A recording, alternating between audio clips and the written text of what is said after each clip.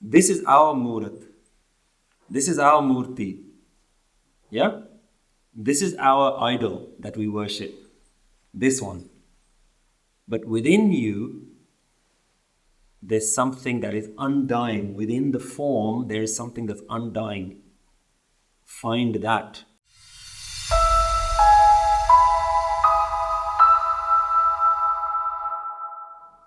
So if the Mool Mantar is a journey about us, then at some point, we all know that the journey comes to an end. And the story that we live with comes to a conclusion. And this is the subject of what we're going to be covering today. So the next word we talked about was time. We talked about nirpau, being fear of the future. Nirvair, talking about the past.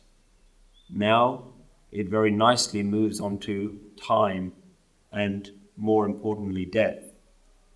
And the next word is Akaal Moorat. The first word is Akaal. Kal is a Sanskrit word meaning time and also meaning death. In Gurbani and in other languages, when you put era or a in front of a word, it means the opposite of that word. So Kal meaning time and death, Akaal meaning the opposite of time, the opposite of death. So whereas we looked at nirpau and nirvair, nir very clearly means without. Yeah? Without fear, without hatred. Here, it doesn't say nirkal. It's not saying without death. It's saying not death, beyond death. If there is such a thing like death, this is not that. This is the opposite of that. So they could have said nirkal, but it doesn't say that.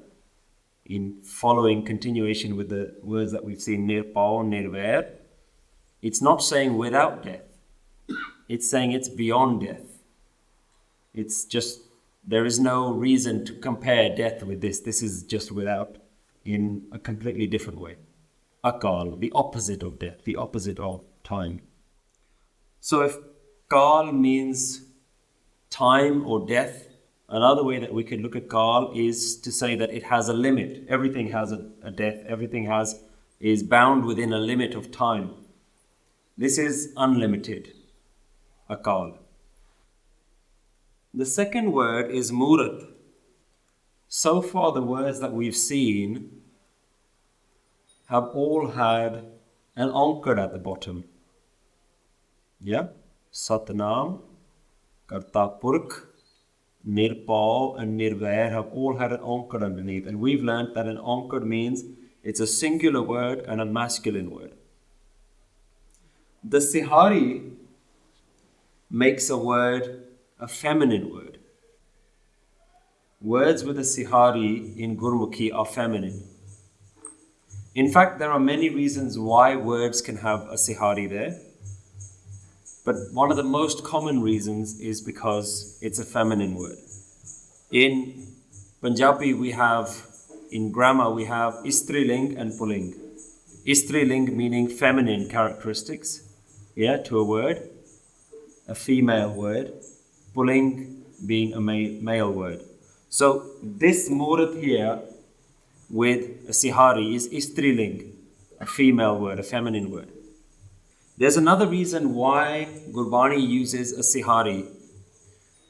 Sometimes Gurbani uses words which have been shortened from other longer words.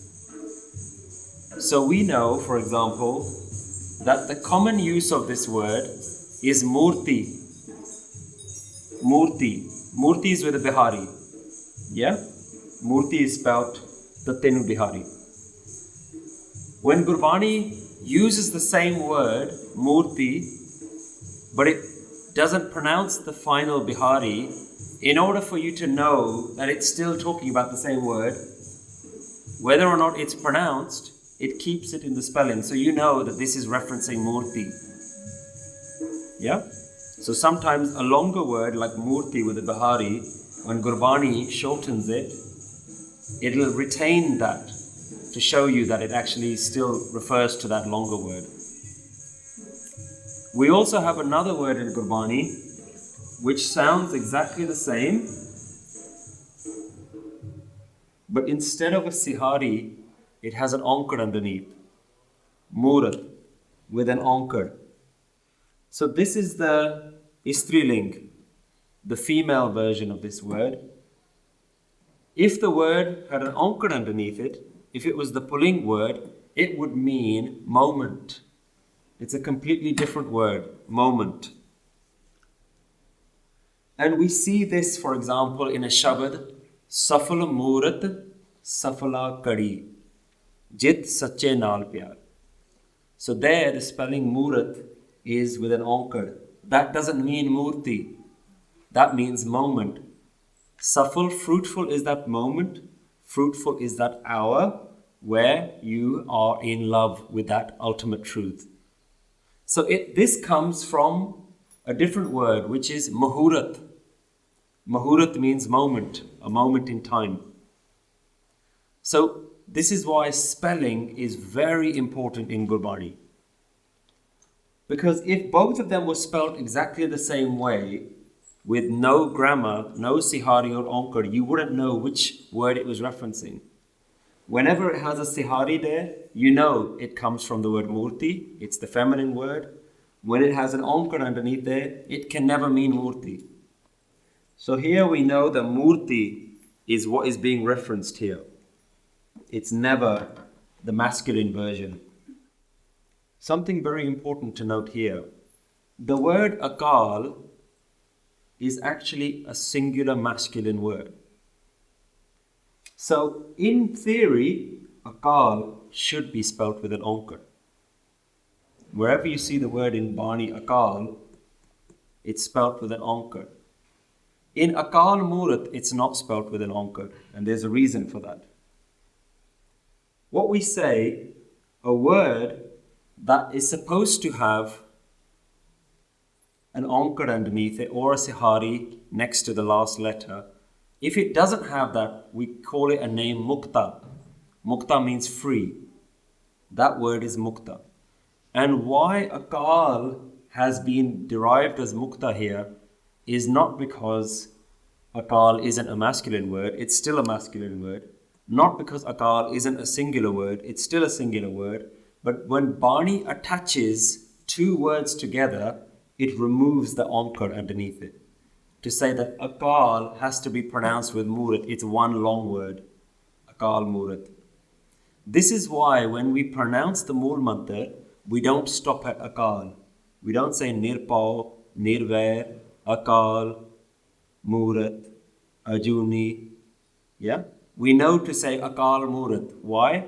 Because Akaal should have an onkar. Because it doesn't have an onkar, it means it's attached to the next word, Akaal Moorat.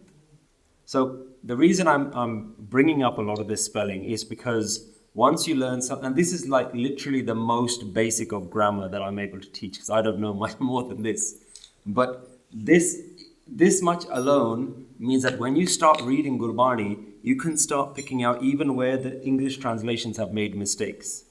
You can see the Gurbani is actually spelling it one way, the translation has made a different interpretation, but they've missed out the grammatical rules. Yeah? So it's very important that we know these things. Then you also see where people are giving different meanings to words. We say you can't have different meanings because the spelling clarifies that meaning. So that's a little bit about the background of the word and the spelling of the word. Let's go into a little bit of the meaning. One way to understand it, if we look at how the common translation of the Mool Mantar would go so far, there is one God. His name is true. He is the creator. He is without fear. He is without hate. And he is without destruction. During Guru's times, there was a belief system that for all things that are created in the world, there is a special energy, a special force, a special God who is just solely responsible for creation. And there is a separate God who is responsible for destruction.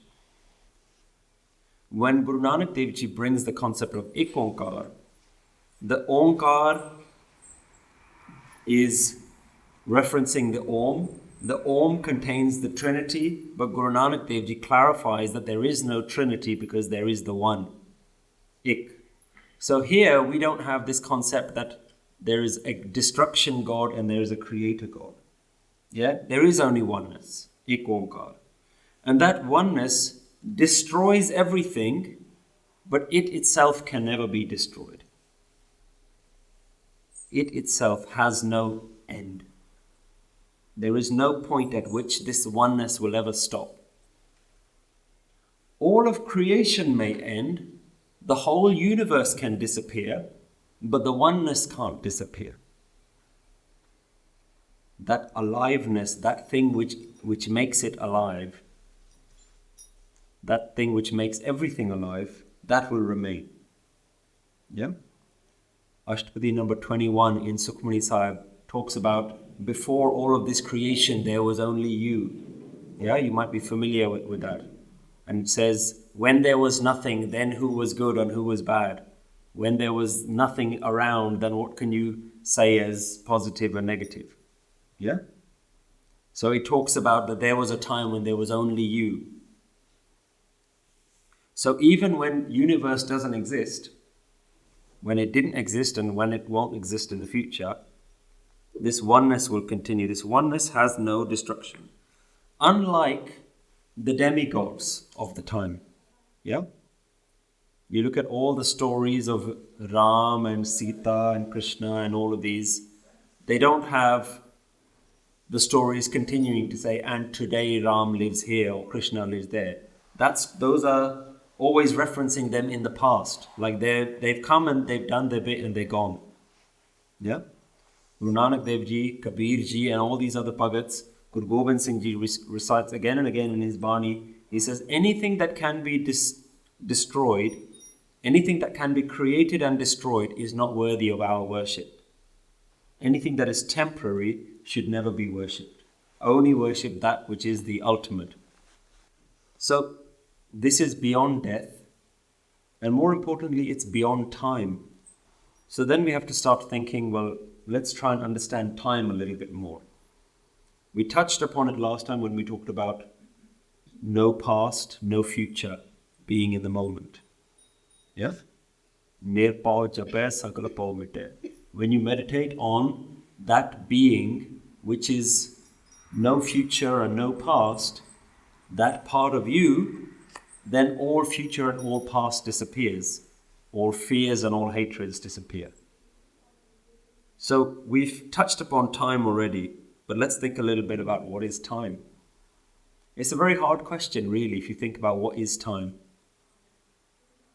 One way we might actually conclude that time is not a real thing. In fact, time is made up. Yeah? Who's invented time? Was there time before human beings? There was things, there was creation, but there was nobody to sit here and record the time. No one to sit here and assess how long. It's only us that's come in and says, mankind has lived for this many thousands of years, millions of years ago there was these dinosaurs, and billions of years ago the earths and planets were created. So we've given a scale to things. And we always give a scale based on our understanding of time. We're all limited by, let's say, if we're lucky, we're all limited by roughly about 70, 80, 100 years, right? All human beings roughly live around that sort of time period. So everything else is in accordance with that. So when we think about dinosaurs, we think, oh, that's a very long time ago. Yeah? Let's think about dinosaurs. We said billions of years ago, millions of years ago. And in our mindset, that's a very long time. Why? Why is it a long time? Because we don't have anything close to that amount of time for ourselves. We only have 50, 60, 100 years. So, 100 million years is a unimaginable number for us. Does that mean that's a lot of time? Or does it mean just according to our limit, that's a long time? If you think how old is the universe, then the planet Earth, they say that the entire creation of the planet Earth, if you think of the whole universe, the whole creation, as long as your life, then the point at which the Earth began to now is as quick as a blink of an eye. If the whole universe is as long as your life, then the point at which the Earth was created to now is as short as a blink of an eye. So then you think, well, the Earth was created, I don't know what they say, 6 billion years? Is that what they say? Yeah, 6 billion. 6 billion years ago, the Earth was created. But that is not even a blink of an eye compared to how old the universe is. And we think 6 billion is a long time. So time is very subjective. It's very much a mental construct where we think about time based on our own understanding. Let's bring it more relevant to us. What does time measure? Time is trying to measure some sort of distance, between a starting point and an end point. How do we know that there is a starting point and an end point? The only way that we know that is if we can take an item and we can observe how it changes. Let's take a baby. If somebody was born as a baby and they never grow, the baby just stays like that. 10, 15, 20, 30 years. It just stays like a baby. How old is that baby? The age then doesn't make any sense. When you say somebody is 5 years old, what you mean is from the point at which they were born to now, I can see change in them. That I understand what a 5-year-old is. I understand what a 10-year-old is. Yeah? Because I know what a baby is able to do, a 5-year-old is able to do, a 10-year-old, a teenager, a grown-up is able to do. I can understand that because I can see change within them. If you say this baby is 10 years old but is still a baby, the 10 years now doesn't make any sense. It doesn't mean anything. So time is linked with change. When things change, then we can give an element of time to it. If something doesn't change, time becomes irrelevant to it. Time is linked to change. Evolving, moving, modifying. Let's give another example. Imagine you wake up one day, the sun rises and it stays there. And the sun does not move. No plants grow. Evening never comes. The clouds don't move. It just stays there. After a while, you'll lose all sense of time. Time won't make any sense to you because nothing is changing. What's the point of saying it's been 5 hours or it's been 10 hours, now it's time to go to sleep? It won't make any sense. There are certain parts of the world where the sun doesn't set for 6 months, 9 months of the year. Now imagine those sleeping habits of those people. Your body works based on change. When the sun rises, your body knows to wake up. When the sun sets, your body knows to sleep. Yeah? If it doesn't change, like your whole body clock, everything just loses its understanding of how to behave, how to interact. So change in the environment is how we relate to things, how we give time any value. So that brings us back a little bit to what we're talking about. If something we're calling Akaal, beyond time, in reality, what we can be saying is it's beyond change. It's never changing. This oneness has never changed. It has no room for change. It is just everything. Everything that God is today is everything that it was back then. Back in the creation of the universe and before that. God didn't begin when the universe created. This oneness has always been there. No beginning, no end.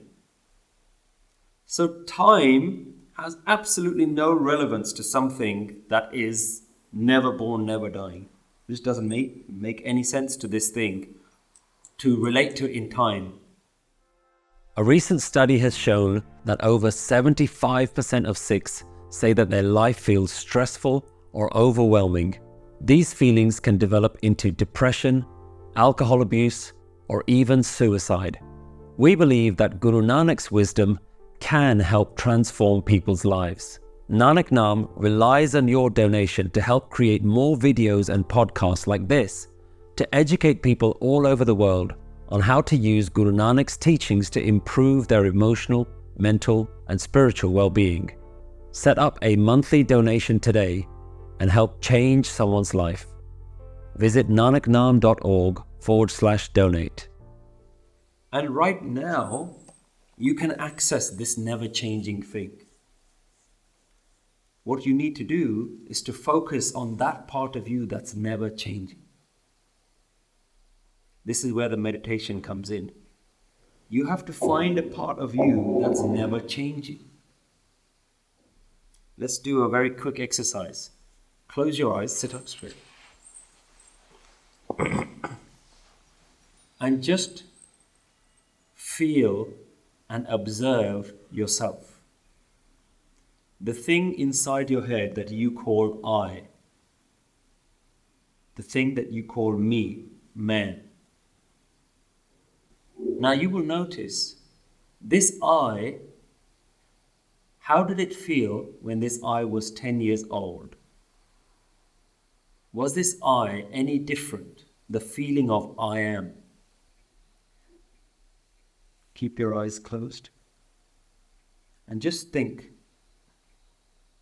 This I, how old does this I feel?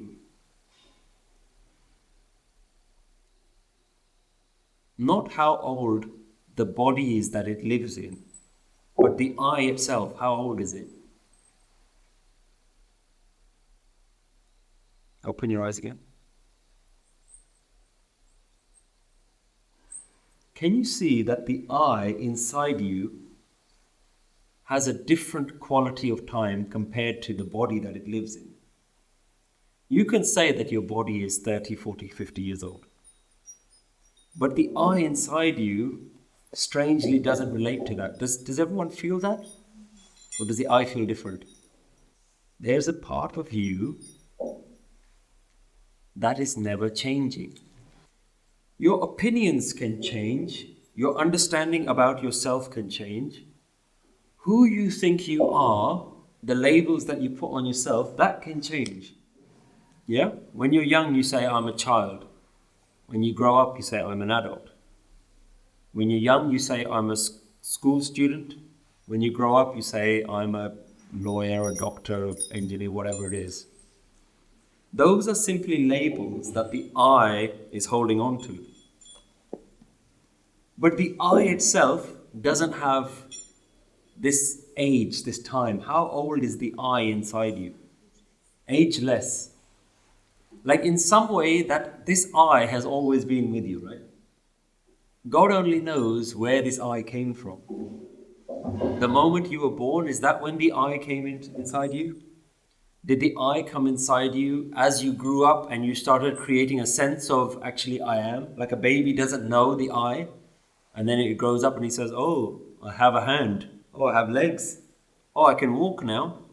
Oh, I want to reach that toy. Oh, I want that to buy that car. Oh, I want to earn lots of money. So what the I does is that it starts understanding itself based on the things that it can touch and feel. But that's not what the I is. You see, there's a distinction between what the I is surrounded by and what the I actually is. So within you, there's something that is never changing. You can even say there's something that's permanent inside you. Like all the circumstances in your life can change, but the I can't change. Ki main haiga. I am here. Something is here, present. Within you, something is there. is alive. And it's almost intangible. You can't quite put your finger on it. Where is it? Where is the I? That's another interesting exercise worth doing. When you go home, close your eyes, spend some time and say, where is this I? You might see that your mind will turn around and say, I'm right here. That's your mind talking. You know, what a silly question. But where is it that you live? Do you live in the head? Do you live in the heart? Do you live in the body? So we start now understanding that there's a very clear distinction between who we think we are and who is actually sitting inside, deep within us. And there's something inside us that's not changing. That is beyond time, beyond age. Then you start to realize that this something has a far different quality to what you think you are. So let's explore a little bit more about what is this I. What we do from a very young age is we start building what we understand ourselves to be. And this is probably the most important lesson out of everything that we've covered so far. There's a very interesting analogy that I like to use, which I feel really sort of characterizes what it is that's going on inside of us. From a young age, what we start doing is we start building an identity fortress. Yeah? What I mean by that is imagine yourself building an actual physical building around you, a fortress, a mansion of yourself. So at the very first base layer, you know, like all buildings, you have to have good foundations. If I ask any one of you, who are you? One of the initial foundation stones that you will show me is your name. I am this person. If you don't know anything else about me, that's the first thing that you need to know about me. We talked about the importance of Naam when we had Satnam. Yeah? When you introduce yourself to a person, the first thing that you introduce yourself with is the name. So imagine this fortress is built on this foundation, and the first brick is your name. And what we're doing with that foundation stone is we're saying, no matter what else happens in this building, that's pretty much going to stay with me the whole time, right? The next thing that you might give me is your gender, right? I am a man. I am a woman. That's another foundation brick that we lay down. You can't touch that one. Whatever else happens in my life, that's going to be fixed. Yeah? My name has been given to me, my gender fixed. Then it starts becoming interesting. I say, who else are you? Tell me more about yourself. They say, oh, I am a mum. Fine. I didn't used to be a mum. That's why this is the next level up. Yeah? There was a time when this brick didn't exist for me. Now it exists. So now I say I'm a mum. I used to be a student, but that brick no longer exists for me. Now I am a doctor. So this is who I identify myself as. If somebody needs to know who I am, it's like your business card. These are the first ones that I'll give you. Say, give me more. Okay, then I can give you this one, or I'll give you that one. Yeah? But your first ones are your name, your gender, your family. Yeah? One of the first things you said, I'm a mother. Yeah, I'm a grandmother. So family is another one of these, because nothing else is permanent. Yeah? But who your parents were can't be changed. No matter what happens, no matter if they're alive, if they're not alive, that's another brick. I am the son of this person, I'm the daughter of this person. That can't be changed. So family becomes the next thing. Yeah? Who you're married to, who your children are, no matter what happens in life, those can't be changed. I am a father, I am a mother of these people. Yeah? You can't change that. Foundation. You see this building starting to take shape now. Then we start doing more trivial things. As you go up and up, the foundation stones become less and less and less important. Still important because they're still part of this identity fortress that we're building around us. Yeah? So then I start asking, who are you? Then you start having to really think, I've given you my name, I've given you my family, I've given you my gender, I've given you what I do as my career. These are like all the foundation ones.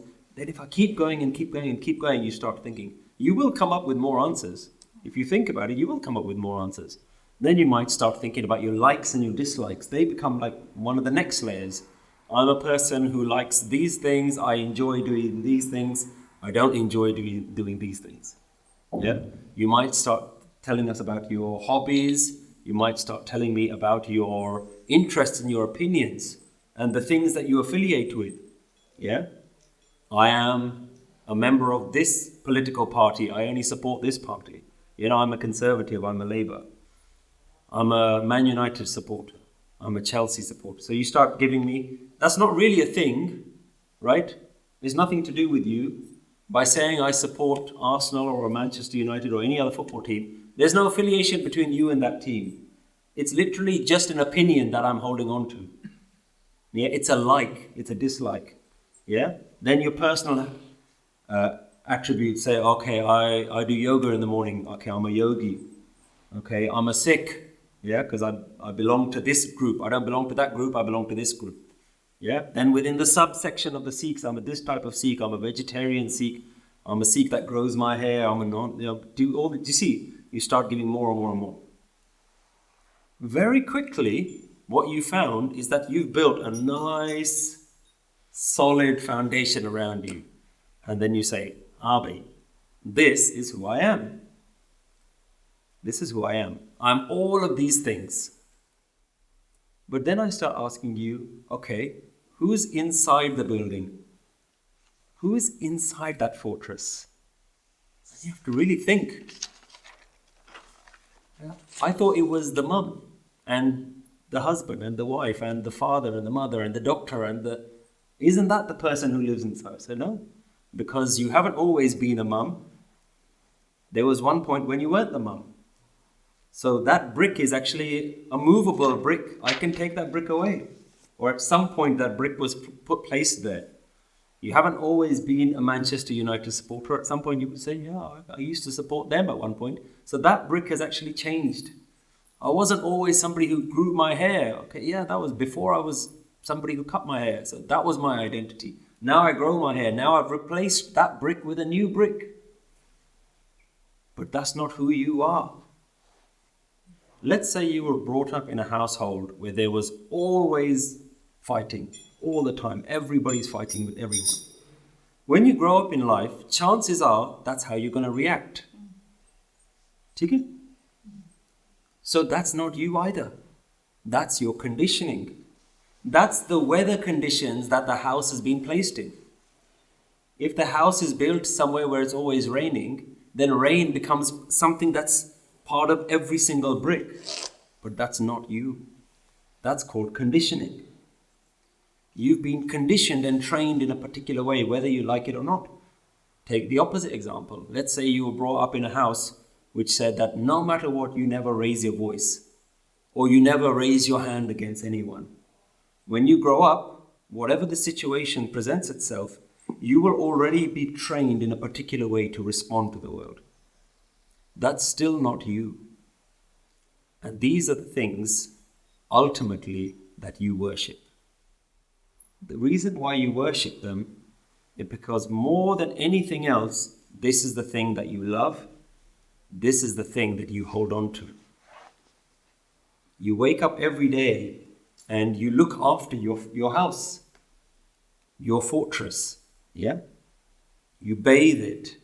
You look after it. You feed it good food. Yeah? You might take it for a walk and do some exercise. Give it some nice music to listen to, some nice tastes. Yeah? Go out and enjoy some nice scenery. Or what you're doing is it's like you wake up every morning and you're polishing each brick. Don't anybody touch this stuff. Yeah? But over time, these bricks can change. Like, for example, your thoughts and your opinions, they can change. So you can have an opinion that says, I believe this is right. Now, we know within ourselves, over time, our opinions change. What happens when an opinion changes? A brick that you hold gets swapped for another one. Either you change it yourself or somebody changes it for you. So I never thought about it like that. I don't believe this anymore. I believe that now. So you give your brick to someone else. Say, can I have that one now, please? Thank you. Now I hold this opinion. But you're simply replacing one brick with another.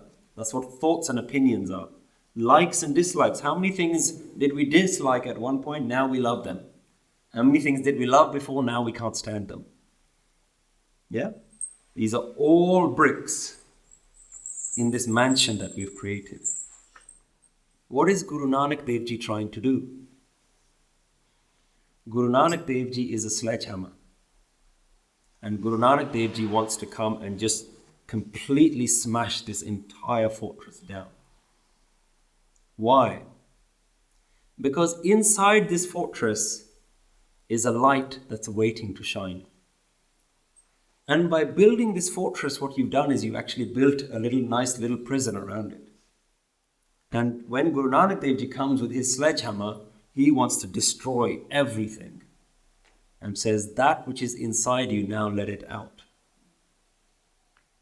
When you meditate, this is why we talk about in meditation, go within yourself. Find that which is within you. Find that which is not related to your body, not related to your mind, not related to your thoughts, your opinions. There's something deeper. And that something deeper which is inside you is ik. When you lose everything, when everything is gone, we talked about this last time. What is the difference between someone who is alive and someone who is dead? What is actually different about them? What is tangibly different? You take a dead body and a live person, they've got body, they've got arms, they've got legs. The lights are on in one of them and the lights are off in one of them. That light isn't you. That light isn't yours. That is something that's been given to you. The light that's been placed inside the house, we might call that jyot. Yeah? Sab mein jyot, jyot hai soy. It's not yours. It is the divine jyot. This de chanan, sab mein chanan. The light of this, when it shines, everything shines. So that light within, it's a light bulb within the house. That is what you're trying to get to. That's what you're trying to find. Guru Nanak Dev Ji wants you to break. Look, now we understand the body, we understand all of these different things. The one thing that is the key is that there's a little voice inside your head, and what it's doing is it has 1,000 arms and it's holding on to every single one of these bricks. Yeah? This is how you work. There's somebody inside us holding every single one of these bricks saying, no, don't take this. Okay, you can have that one, but don't take the rest of this. It's desperately holding on to this, like trying to keep this fortress intact. Yeah? Why? Because this is me. You can't, if you break this, then I don't know what I am. If you break this, then I don't know what I am. I know I'm a mum, I know I'm a this, I'm a that, I'm a this, I'm a that. I can show you all these great things that I am. Guru Nanak Dev Ji and Sikhi is the path of breaking all of this. Destroying all of this, not to hurt you, but to set you free. Not to restrict you. So when we in the Mool Mantar talk about Akaal Moorat, now Moorat starts having a form, an understanding. This is our Moorat. This is our Murti. Yeah? This is our idol that we worship. This one. But within you, there's something that is undying. Within the form, there is something that's undying. Find that. So what that means is you have to identify all the temporary things in your life. And let's start with the first brick. The first brick for all of us is our name. Did you come with your name? Or was your name given to you? You didn't choose your own name. Was your gender your own choice? Or was it something that the light was born into? So that's the second brick. Did you choose your parents? That's the third brick. And now you tell me that this is you, but none of it is what you've brought to this world. None of it is what you've delivered. Show me something that is you. What have you made? You didn't make your body. You didn't make your family. You didn't make your name. And yet when I ask you who you are, you start telling me all these things. This is not you. And this is what you worship every day. You get out there, you get your nice, bricks out and you shine them and you show everyone. When somebody new comes, hey, look at this. Look at this nice set of bricks that I polished. This is me. If you enjoy learning spiritual teachings and you're looking to deepen your understanding, the most effective way is to learn with a group of friends. Right now, you can set up your very own Nanak Naam meetup group from the comfort of your own homes. Gather your friends, family members or colleagues and start your very own wisdom group by visiting livingwithwisdom.org. There, you'll find a range of Nanak Naam courses designed specifically for groups that you can watch together and discuss.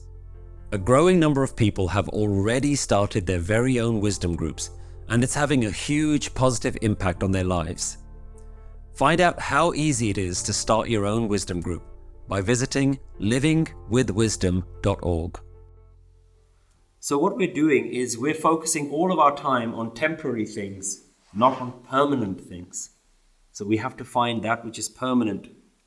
So all temporary things, body, the way we look, we can call this Maya, fashion, opinions, identity, thoughts, that's another one that's not yours.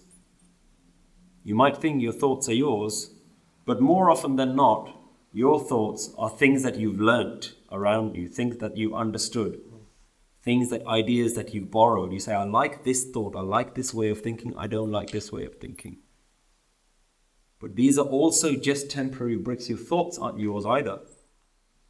Your opinions aren't yours, your beliefs aren't yours, your traditions aren't yours, your money certainly isn't yours, your possession certainly isn't yours.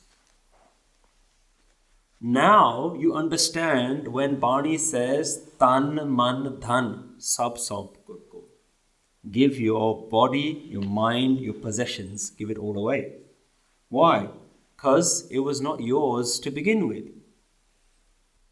मेरा मुझ में कुछ नहीं जो कुछ है सो तेरा तेरा तुझको सौंपते क्या लागे मेरा. There is nothing of mine, Kabir ji saying, I know, मेरा मुझ में nothing.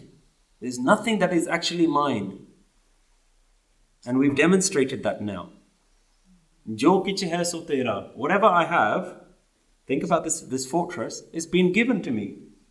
If I give it back to you, what have I lost? Because it's not mine to begin with.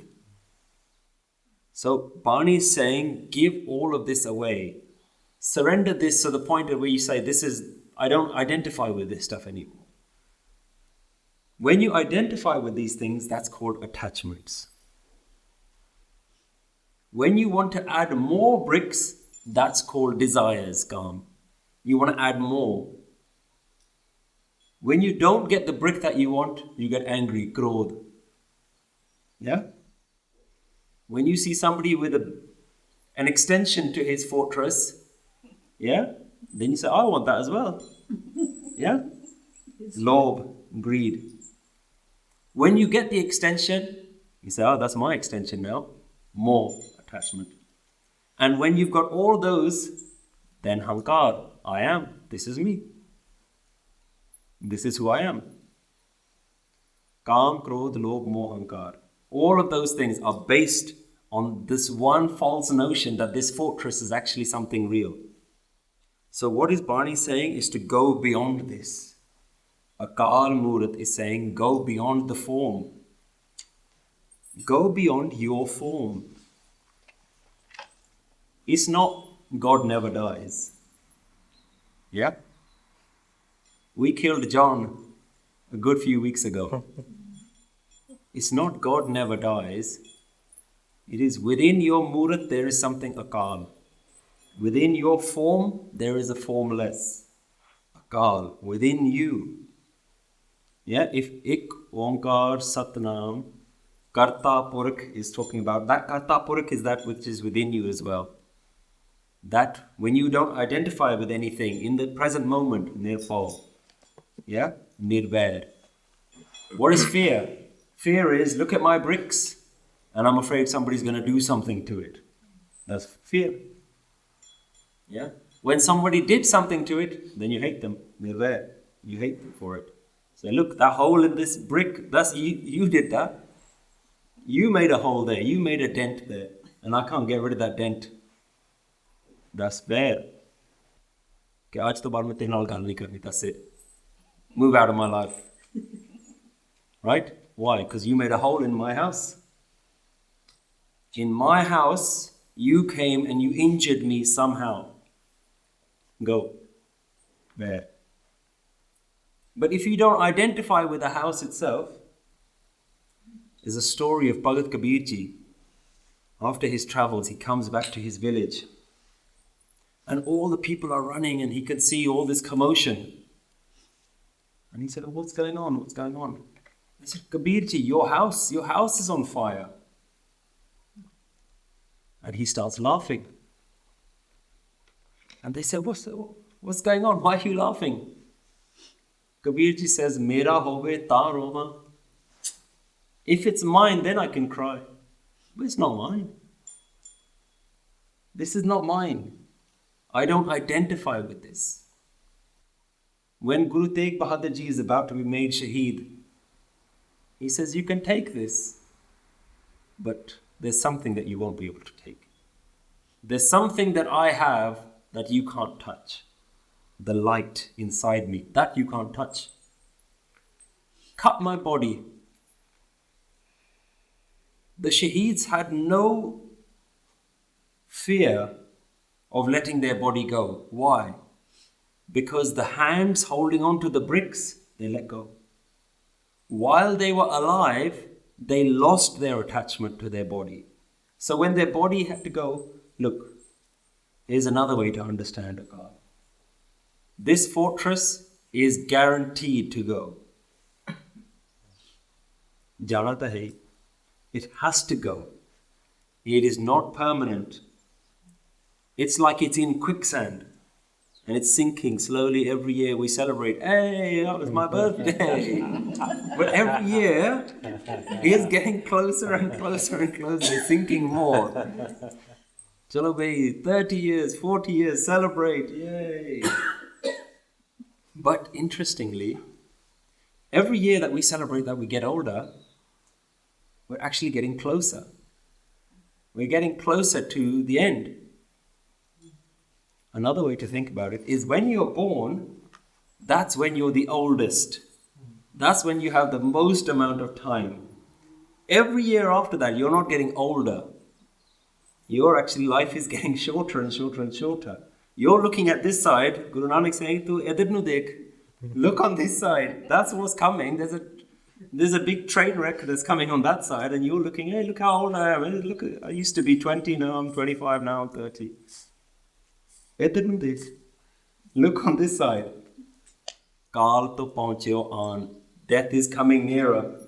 Yeah? Salok Melanoma is so beautiful. It's all about this. You know? Look on this side. This is coming. Do you know this is coming? What do you do when that comes?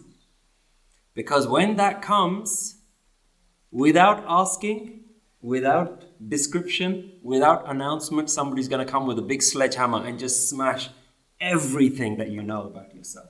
Instantly. That's where you're going to struggle. That is hell. The point at which, if you don't voluntarily let go of this house, the point at which it gets taken from you in an instant, that's where you will suffer. That's where Barney is trying to say, let go slowly, slowly, let this stuff go. It's going to go anyway. In fact, that's guaranteed to go. Let it go now, that when it goes, you're not going to struggle. The gurus, they've done it for one reason only, for us. What does the guru care if you're attached or whether you're not attached? Nothing to do with the guru. But he cares about every single one. He doesn't want any of us to struggle. Every single human being, he said, look guys, this is coming. Prepare. Get ready for it. Yeah? You do everything else, but death is the one thing you don't remember. Akaal Moorat is remembering your death. In fact, it's dying now. Every time you say Akaal Moorat, you're dying. Voluntarily. And only when you voluntarily give this all up, you're making your life a lot easier. Nobody wants to have these things taken away from us. Yeah? Because we're holding on to them. So start giving these things up now. Everything that has a call in your life, give it up now. The next question on here is, how is this achieved? Kehna ta sokha hi hai. Yeah? But this is not the path of theory. This is the path of action. And we've been given the tools to do this. So let me give you an analogy of how this is achieved. Number one, start by identifying all of these bricks. And we've done a big part of that today. Yeah? This is why I said this is probably the most important lesson we've covered so far. Because now you know that what you're made of. At least you know that. Yeah, you might not have even known that. And it's never too early to learn that. Know what you're made of. Know that they're all temporary. That's the first step. At least be able for the first time to be able to say, yeah, these bricks, they're not me. I don't belong to all of these. Start with that. And all spiritual traditions are trying to do this, is to try and make you realize this. Let me give you another example. In almost every spiritual tradition, when you're initiated into that tradition, they change your name. Even within Sikhi, one of the few traditions that still do this is the Nihang tradition. The Khalsa original tradition, when you're initiated in the Khalsa, they say, what's your name? No, it's not. I'll give you a new name. The Kundalini yogis, they do this as well. As soon as you say that, okay, I want to be part of this tradition, they give you a whole new name. The reason they do that is not for you to add a new brick into your fortress, because they're taking the most fundamental brick. Remember the first brick that you introduce yourself as? Is taken that away from you as well. Why? It's a learning thing that says that thing that you thought that you were, even that's not yours. That's changeable. So it changes one of the foundation stones of your fortress. So in every spiritual tradition, they do that. They change the most fundamental foundation stone. They take your name away and they give you a new one. Not to replace one with another, but to say, realize that if that can be changed, everything else can certainly be changed. So first, identify. Second, start letting go of these things. Don't hold on to anything in your life. Now let's give you another example. They say that in your body, like, okay, how old is your body? Everybody knows how old they are, right? 25, 35, 45, 55, whatever, however old your body is. You will say, this body, let's say 40. This body is 40 years old. Scientists say that within your body, every cell regenerates itself after about 120 days, 180 days, something like that. There is not one single cell in your body that is more than 100, let's say 200 days old. So now tell me, how old is your body? 200 days. Right? Certainly not 40 years old. So we don't even know how old our body is. What we know about ourselves is so trivial. We know very little about what we are. So this is all techniques to try and dislodge this mindset that I know who I am. I know what my body is. Let me give you another example. When a baby is being created inside the mother's womb, let's say it's a female, they call it embryo, yeah? The female embryo, one of the first things to be created within the female embryo is her eggs. So now let's picture this. Your mother, when she was an embryo, there was one egg that was inside her body that eventually became you. Yeah? The female has a certain number of eggs that are created within her. Each one of those eggs has the potential to be a person. One of those eggs is you.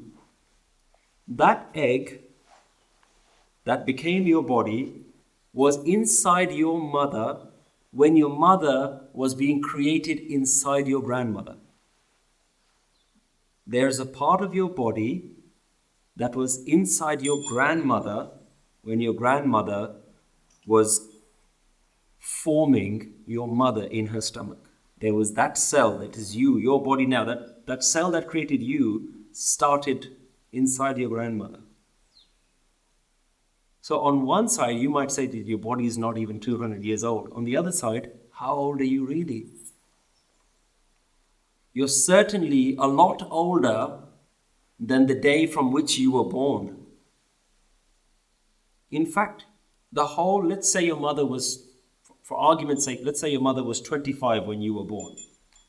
That egg was inside your mother for those 25 years and before she was born. So your body is at least 25 years older than you think it is. So how old are you? We don't know anything about ourselves. All of this foundation, what we think, how old are you? I'm 40 years old. No, you're not.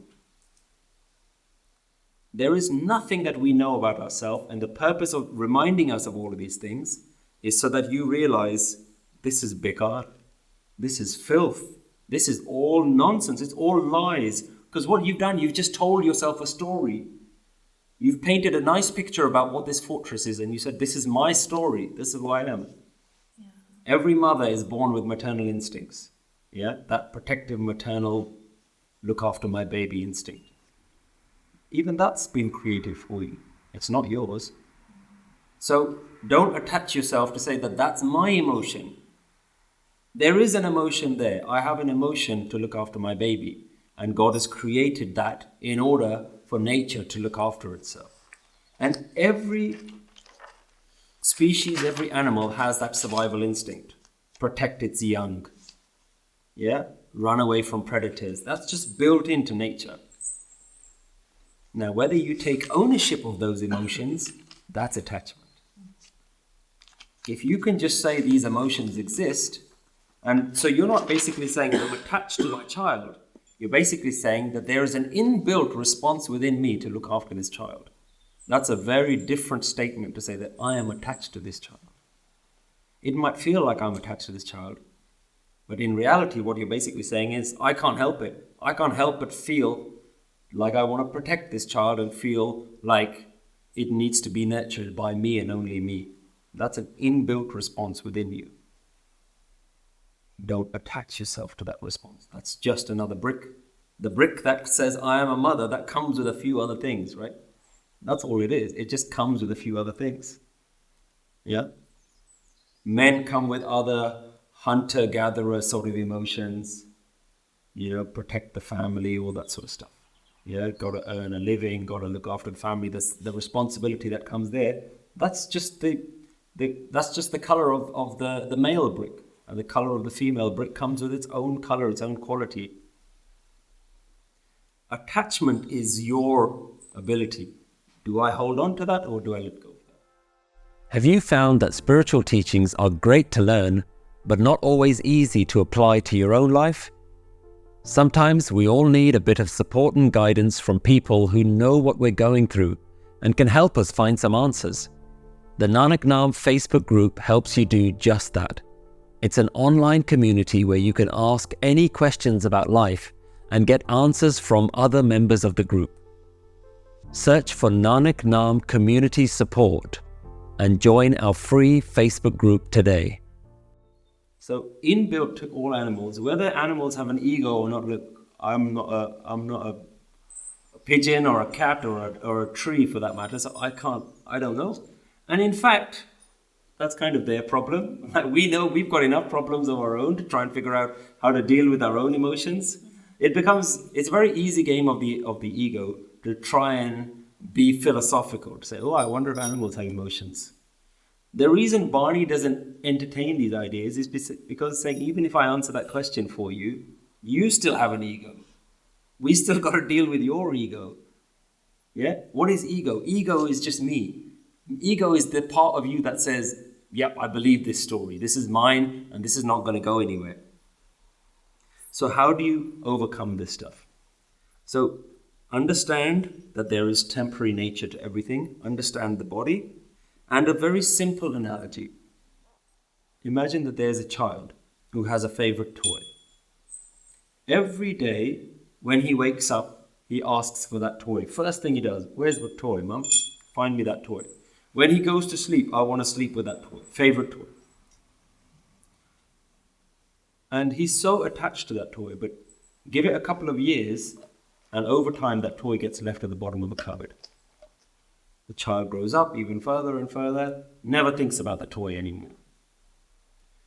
The child grows into an adult, then looks at other children attached to their toys, and he can laugh and he can say, I know that this is a temporary attachment. What has that child done with the toy? He had an attachment to it, but he's transcended his attachment to it. So it sounds like a big word, but all it means is that he's just evolved away from that attachment. Yeah? He was so attached to it that he couldn't think of anything else. He won't bathe without it, he won't eat without it, he won't sleep without it. But slowly, he's transcended that attachment. In the same way, we have to transcend everything that we hold on to. This is where Gurbani talks about the Brahm Gyani is Jivat Mare. He's alive, but he's dead at the same time. Not that he's a robot. Yeah? Jivan Mukt. He's free from all of this stuff. That's all he's done. He's freed himself from all of these attachments, and he sits within the house and just radiates the light. And the only way to do that is to be in the now, right here, right now. What's going on? So, and you just sit and you just be in the presence of your own home. You be the light bulb. The problem with our light bulb is that we're shining on our house. And we're saying, oh, look at that pretty picture in the house, and look at that lovely sofa, and look at that lovely painting.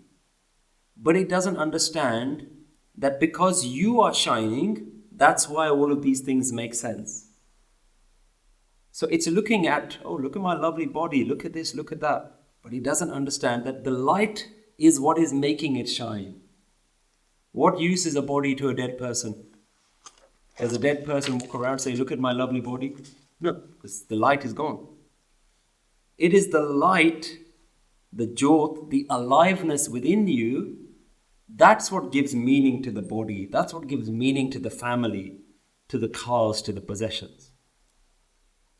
And we look at all of these things, but we don't focus on that which is shining the light onto it. So when you look in the mirror, you say, wow, I look fantastic today. Yeah? I look great that reflection looks great in the mirror. But that reflection is of a dead body. There's nothing there. And Barney uses this analogy. The Guru say you're like a walking corpse. You're like a corpse that's walking around, because if you don't remember, what's the difference between you and a dead person? When you remember your aliveness, your light, your jyot, sab mein jyot, jyot hai soe, his light, the light of the whole universe, that is what is shining within you, then you will have a much greater appreciation that these things are temporary. This body is temporary, this mind, these thoughts, these opinions, this family, this wealth, tan, man, dhan. Yeah, covers everything. Body, mind, possessions.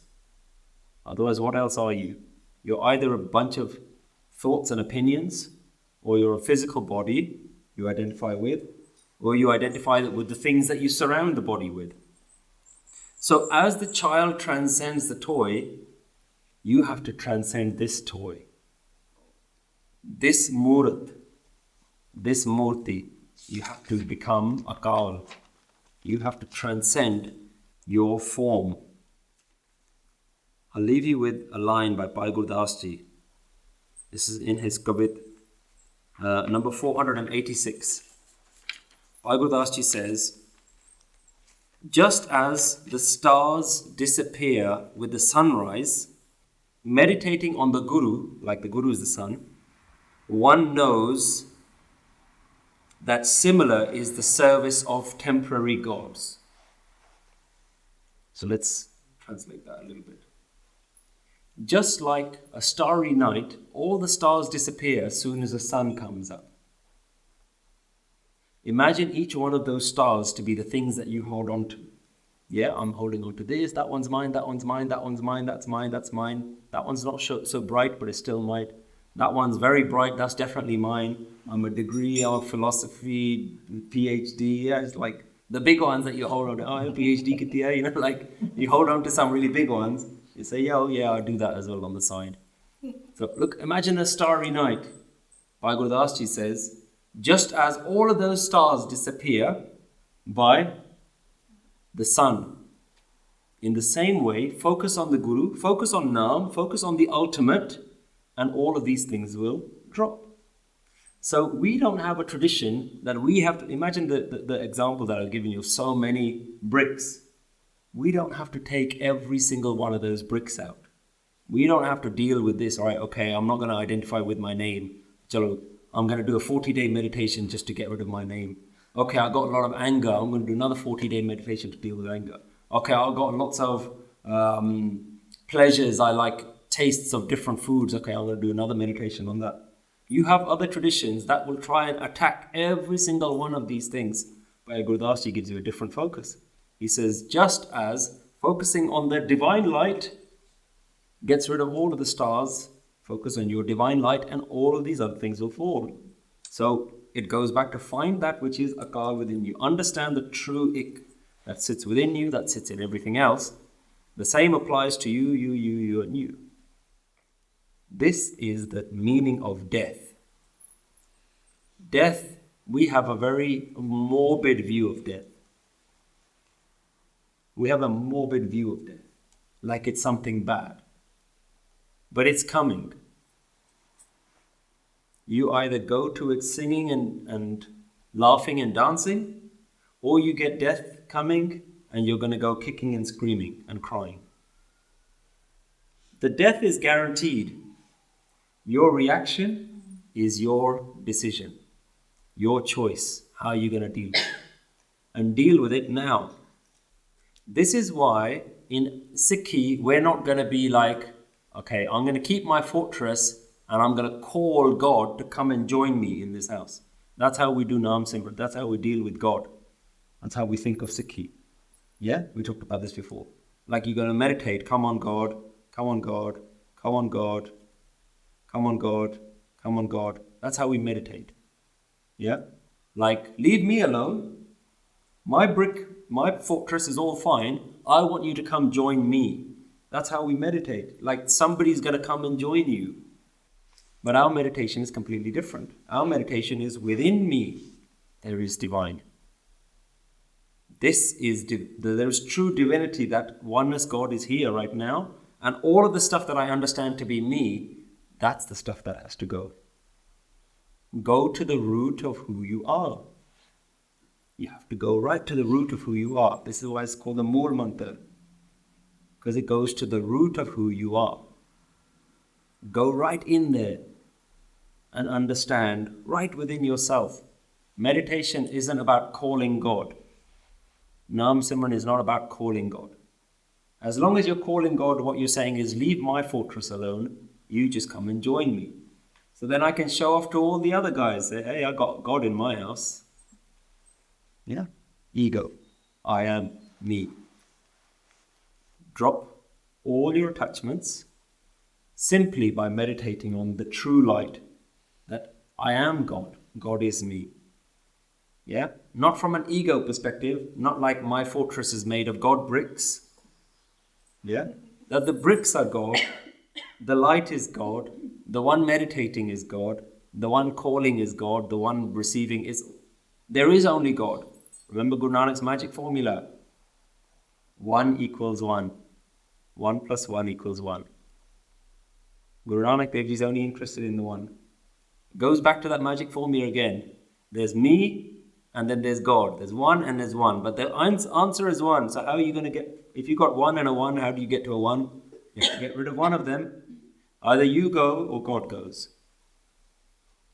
As long as I exist, God can't exist. God cannot enter into a house where you've imprisoned yourself. Imagine you're sitting in a room and you want the sun to shine in. And every day you say, where is the sun? Why is it not coming? And when what you've done is you've closed all the windows with these big, thick, heavy curtains. Now you can't blame the sun for not coming in.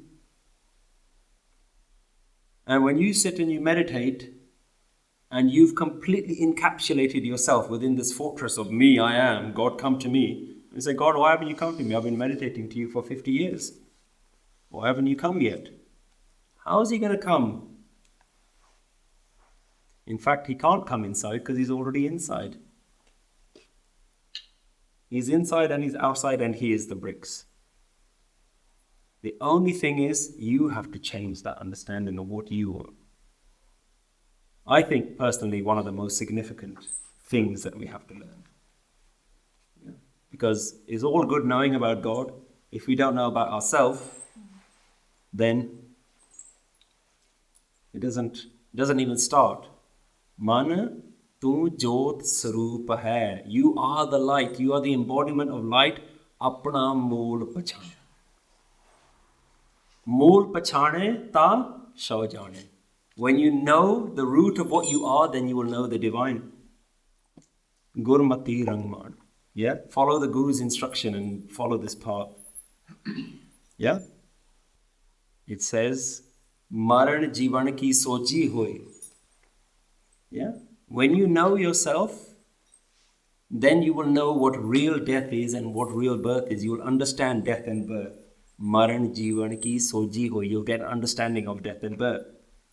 It's all related to this. But what you have to do is apna pachan.